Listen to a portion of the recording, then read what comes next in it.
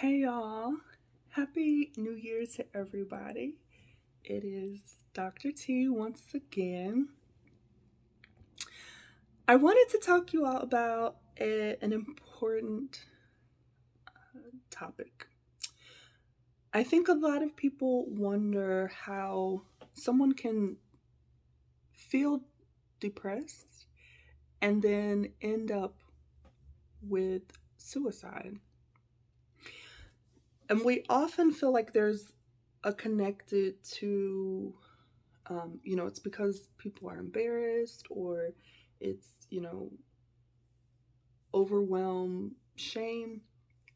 And I do think that those feelings are a part of the experience for people who are depressed and those who might consider suicide. But I really believe that for many people, taking your life is caused by or related to a feeling that no one else is going to understand. That no one else feels like, that no one thinks you really get it. And because of that, the person just decides, well, what's the purpose? If no one's going to get me, who's going to help me? Right? Who's going to support me if they don't really get it? And how am I ever going to get a solution or work my way out of this if no one else understands, if nobody really gets me? And, other people's experience may be a little bit different. I'm just telling you my experience, my belief. And so, because of that, I am sharing my stories to hopefully help other people to know that there is someone who understands and maybe has been through something that was similar to what you've experienced. It may not be the exact same thing, but it's something similar, and they're wanting to get it, wanting to understand you. And so some of you know that I was preparing for a major launch for my business in December. I was really excited, um, hoping that things were going to work well with that launch, and getting excited about just uncovering some of the great ideas that I was going to be producing for you all. This was also about a month just before my birthday. So again, there are, a lot of good things that I was looking forward to. And then things kind of took a turn unexpectedly. I had woke up that next day as usual, got up to get my son ready for school. Um, just the regular things. Though I did notice a couple of things that I had this headache. That wasn't unusual because I, had stress headaches or migraine regular. So that was nothing different. But when I first tried to unlock my phone, um, for some reason, I knew I was hitting the right. I felt like I knew what the numbers were, but apparently I wasn't hitting them correctly. Couldn't unlock my phone. And I thought, oh, I guess I haven't quite waken up. I'll come back to the phone. Got to clear my eyes, right? So I went to wash my face, brush my teeth, and then when I got back to the phone, I was able to unlock it at some point.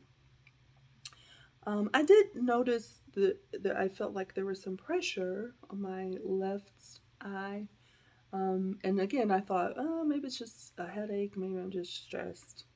Wasn't nothing really thought any unusual about that. Got myself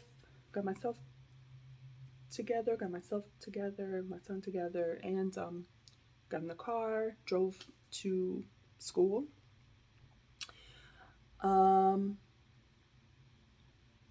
The crazy thing that then happened was I got into a fender bender, and this was technically like the first accident I had gotten into before. And I really wasn't even sure how I got into a fender bender. Luckily, it was minor. But when I was trying to exchange info with the guy, he kept trying to give me the phone number, and for some reason, I just I couldn't translate the numbers onto the paper that I was trying to write. And initially, I thought, oh, maybe I'm just frazzled because my first accident. Um, and so again, I really just didn't much about it initially. So because of all that, I went home, drive myself home, and so I'm gonna take a nap, see if I can get rid of this headache. And I had slept for quite a while. Um, Noticed that the headache was not getting any better. I think I had probably taken some Tylenol or something, I'm sure. It wasn't getting better. So finally, at that point, I said to myself, well, maybe it's my blood pressure. I had not really had any history of high blood pressure. But because of this headache that wouldn't go away, I was like, maybe it could be that. So I finally find myself to the urgent care. He checked my blood pressure. In fact, it was very high. Um, and so I had told the lady, well, I probably need some medication for my blood pressure. And the nurse was like, well, you have to go to PCP because you got to get labs done. We can't prescribe you for blood pressure medication. And so I left the urgent care and went home, made an appointment for my doctor for the next day. So I went to my doctor the next day. He prescribed some medication for the high blood pressure. I left there, went to the pharmacy, got medication. By the end of that day, I started to feel like something's not quite right, mainly because a couple of people, my sister and a couple of other people, seemed like a hard time understanding what I was texting or what I was saying to them.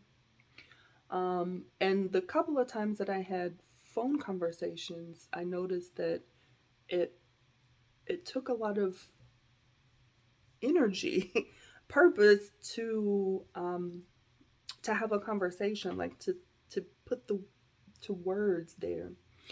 So I was like, I don't know if I'm just stressed or frazzled still with this accident or what's going on.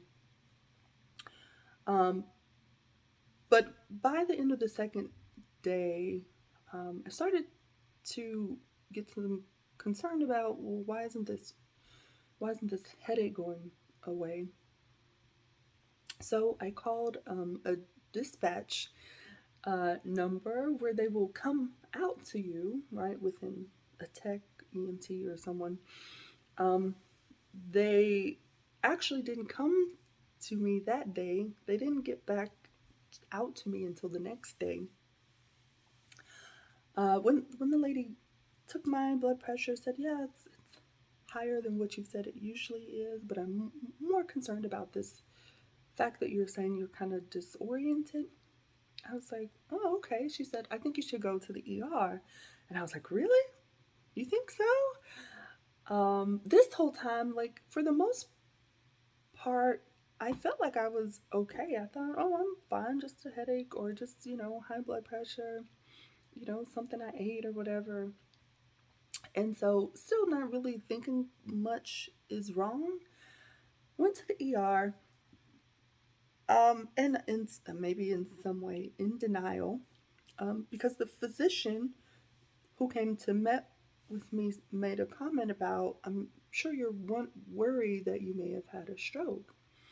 And I'm sitting there like, why would I be concerned about having a stroke? I'm healthy, right? No history of blood pressure, cholesterol, or anything like that. I'm in health, pretty healthy. So the doctor took me to a CT scan, and when the scans came back, he came back over to my room and said, "We're transporting you to the hospital because you have had a stroke." I was I was baffled, to say the least. Again, I felt like I was pretty healthy. Where is this coming from? When I had eventually got to the hospital and they ran labs and all that, um, the doctor there surprisingly said the same thing. We're baffled because we can't figure out what is causing you to have had this stroke. Your labs look great, everything's negative. I went through multiple tests, everything came back negative, and um, they still have not identified the cause. I still have a couple additional tests over the next this month.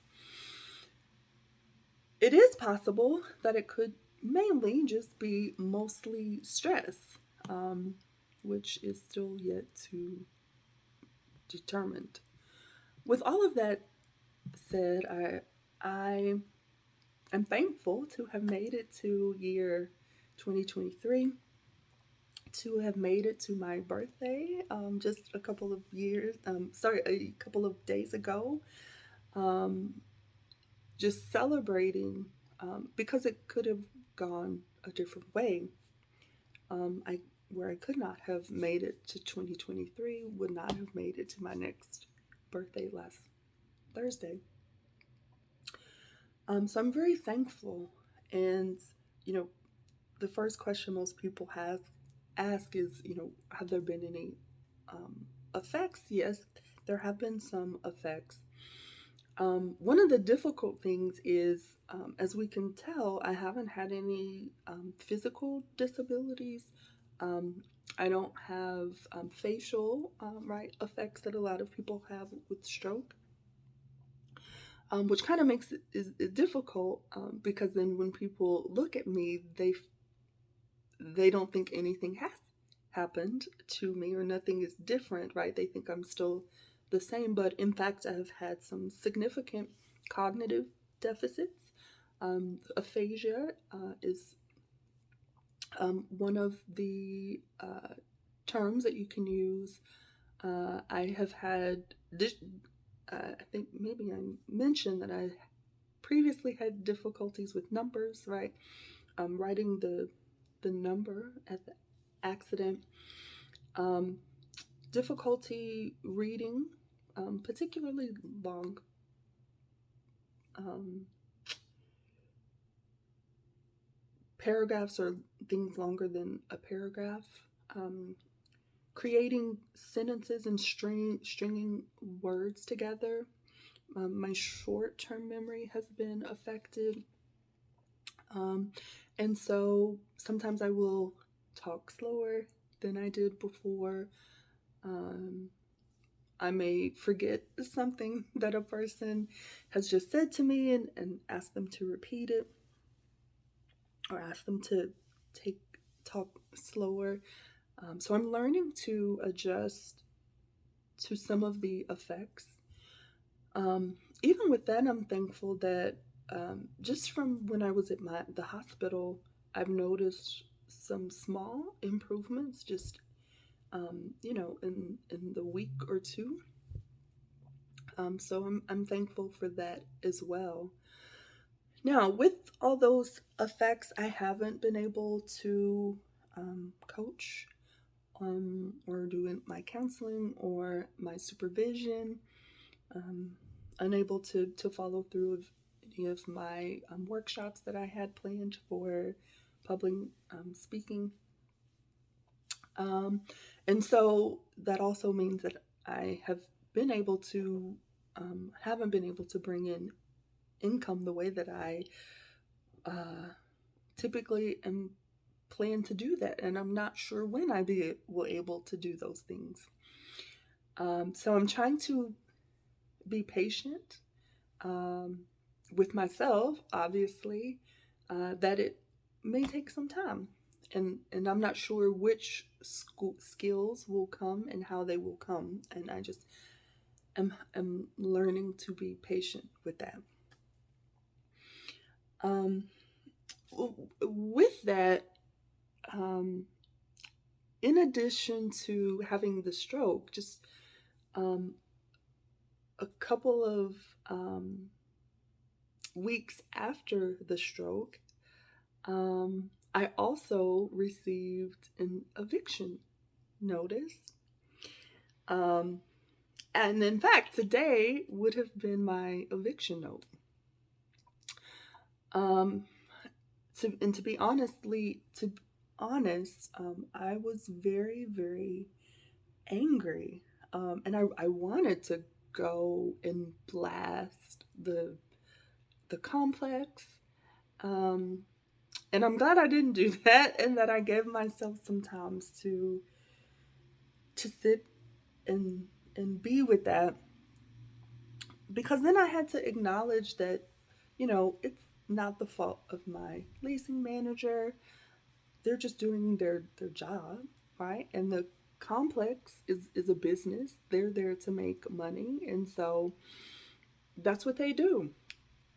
And so, you know, the the difficulties that came after the stroke, um, were things that I probably could have prevent had I made different decisions, right?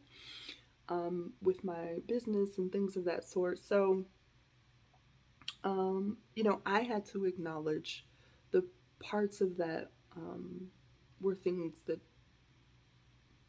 my choice, um, and not trying to displace that onto someone else.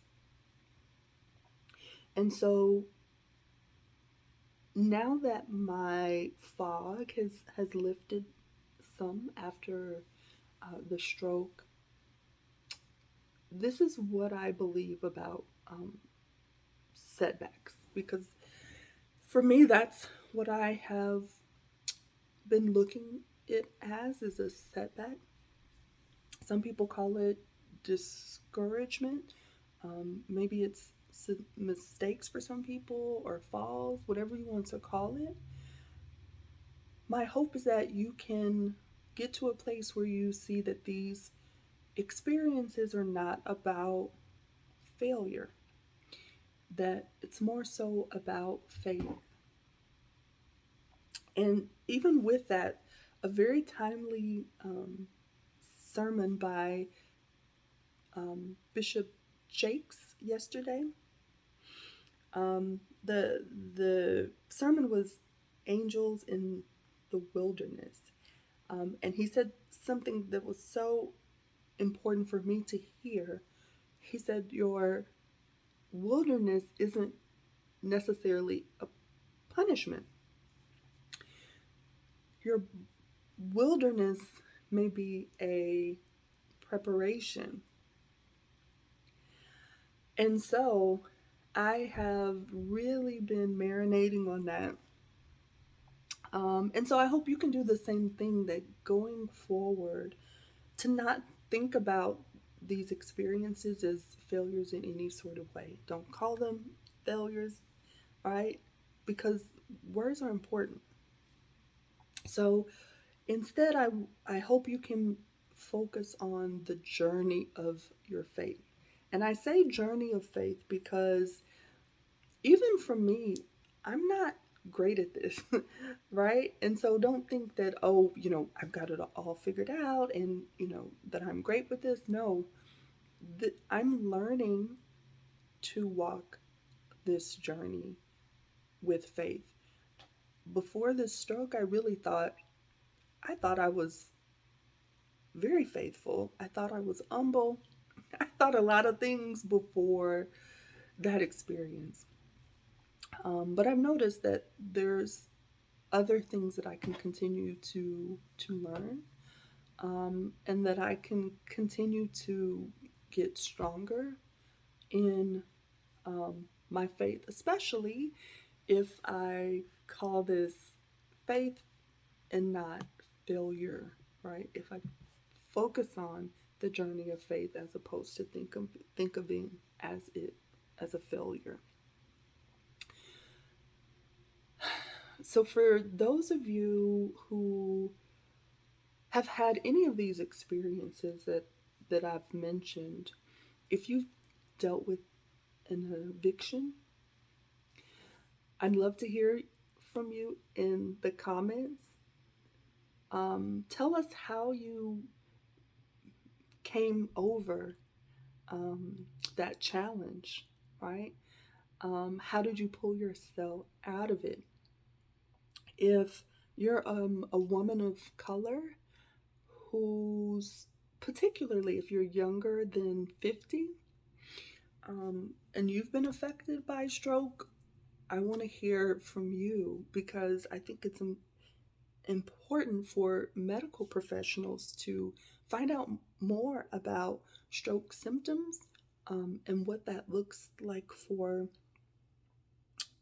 us who the symptoms may look a little bit different.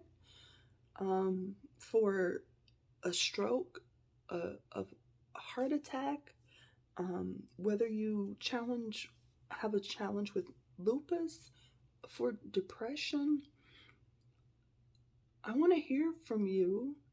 Um, what are the symptoms look like for you, and what does your journey of faith look like for you? Because again, it may look different for each one of us. And so I wanted to share my story, as difficult as it was initially, because I know there are others of you who have experienced significant crises, or other experiences that were unexpected for you,